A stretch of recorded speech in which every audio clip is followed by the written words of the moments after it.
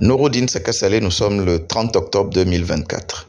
Il circule depuis lundi, depuis hier, une information selon laquelle les ménages devront s'acquitter d'un montant pour la collecte des déchets solides et ménagers.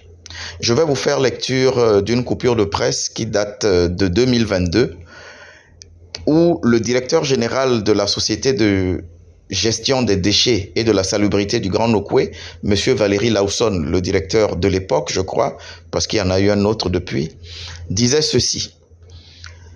À partir d'avril 2022, les ménages du Grand Nokoué devront payer le service de ramassage des ordures. Le coût du service sera prélevé sur les factures d'eau et d'électricité. Il précisait que dans le cadre du projet de modernisation de la gestion des déchets solides et ménagers dans le Grand Nokoué, les ménages bénéficient gratuitement de la collecte des déchets solides et ménagers. Aujourd'hui, nous sommes à 18 mois du service de collecte des déchets. Il est quand même normal qu'à partir de l'année prochaine, que les ménages puissent contribuer à la continuité du service. À partir d'avril 2022, tous les ménages doivent pouvoir contribuer au service, a déclaré Valéry Lawson à Frisson Radio. Donc, il s'agissait d'une annonce faite en avril 2022.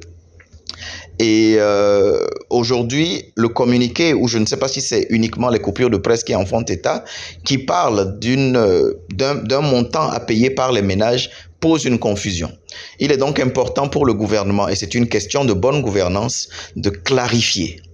Est-ce que le principe du paiement et de l'imputation des frais de collecte des déchets est toujours maintenu et nous le payons déjà sur les factures d'eau et d'électricité depuis avril 2022, comme ça avait été annoncé par le directeur général de l'époque de la structure, ou alors est-ce qu'une autre option a été prise? Il est important donc que le gouvernement, pour des questions de bonne gouvernance, clarifie cette question.